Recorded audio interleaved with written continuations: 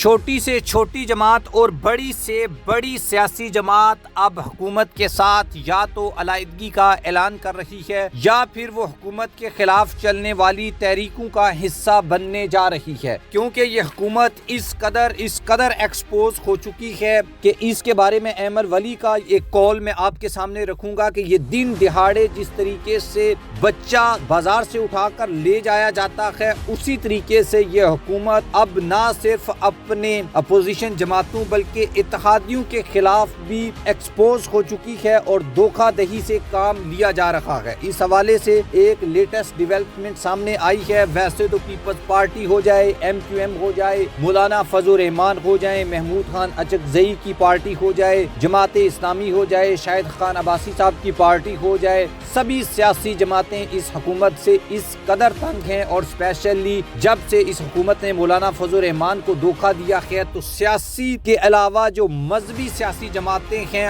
وہ بڑی غصے میں ہیں اس حکومت کے خلاف۔ اور اس حوالے سے جو لیٹسٹ ڈیولپمنٹ آئی ہے وہ ہم آپ کے سامنے رکھیں گے اور آپ کو یہ بتائیں گے کہ ایک سینئر جرنلسٹ نے اسلام آباد سے ہمیں جو خبر دی ہے کہ شہباز حکومت کو ہٹانے کا جو اصولی فیصلہ ہے وہ بھی اب تقریباً جو ہے وہ کر لیا گیا ہے، اور اس کے بیچ ایک رکاوٹ تھی اور اس رکاوٹ کو بھی اب دور کیا جا رہا ہے۔ ہم سب سے پہلے آپ کو ایک خبر بتا دیتے ہیں، MQM کا جو وفد ہے اس نے مولانا فضل الرحمان کی رہائش گاہ کو وزٹ کیا ہے۔ بیسیکلی وفاقی جو مدارس ہے اس کے اوپر رجسٹریشن کے اوپر مولانا فضل الرحمان کو اعتماد میں لینے کے لیے شاید حکومت یا اپنے طور کے اوپر MQM کا ایک وفد خالد مقبول صدیقی کی قیادت میں مولانا فضل الرحمان کی رہائش گاہ کے اوپر گیا۔ اس میں ٹسوری جو گورنر سندھ ہیں وہ موجود تھے، خالد مقبول صدیقی تھے، فاروق ستار تھے، لیکن ہوا یہ کہ جب وہ مولانا کی رہائش گاہ سے واپس نکلے تو انہوں نے بجائے وہ گئے تو اس لیے تھے کہ مولانا کو راضی کرتے، لیکن انہوں نے مولانا کے حق میں بیانات دینا شروع کر دی ہے، جو کہ حکومت کے لیے بھی ایک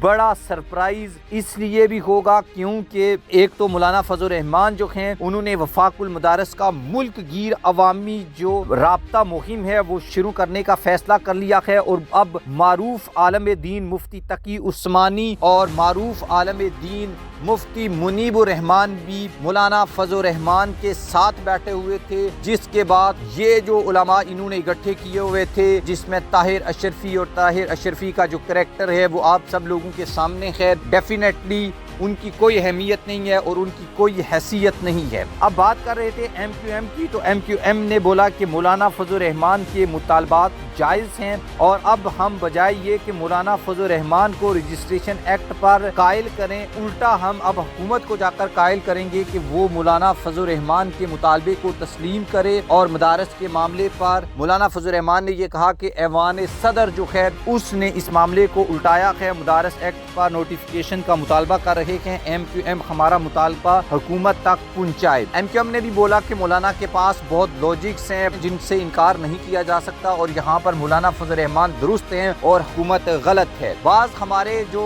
ذرائع ہیں وہ یہ بات بھی بتاتے ہیں کہ پولیٹیکلی شاید اس حکومت کو انسٹیبل کرنے کی یہ آصف زرداری کی سازش کہہ لیں، یا پھر اس حکومت کو ٹف ٹائم دینے کا ایک موقع آپ کہہ لیں، وہ ہو سکتا ہے، کیونکہ جب سب چیزیں طے تھی تو صدر کا یہ اختیار نہیں بنتا تھا کہ وہ اس طریقے سے چیزوں کو الجھائیں۔ ڈیفینیٹلی اگر صدر اس معاملے کے اوپر اس پر بیٹھ گئے ہیں تو اس کا مطلب یہ ہے کہ دوسری طرف حکومت جو ہے اس کے لیے یہ مشکلات کھڑی کی گئی ہیں اور پیدا کی گئی ہیں۔ اس سے پہلے ایک خبر میں آپ کو بتایا تھا کہ آصف زرداری بلاول بھٹو کو وزیر اعظم بنانے کے خفیہ مشن پر بھی نکلے ہوئے ہیں۔ یہ خبر ایک تو KPK سے آئی تھی، بعض ہمارے لوگوں نے بھی اس کے اوپر بات کی ہے، لیکن اب مسئلہ یہ ہے کہ زرداری صاحب کے اس اقدام کی وجہ سے حکومت جو ہے وہ بہت ٹینشن میں ہے، اور حکومت آصف زرداری یا پیپلز پارٹی کو کچھ کہہ بھی نہیں سکتی۔ اگر بولیں گے تو پھر اقتدار سے جائیں گے، تو ڈیفینیٹلی جب آپ کا اقتدار اتنے زیادہ کندھوں کے اوپر ڈیپینڈ کرتا ہو تو پھر آپ کو کہیں نہ کہیں، بلکہ کہیں نہ کہیں نہیں، ہر جگہ کمپرومائز کرنا پڑتا ہے۔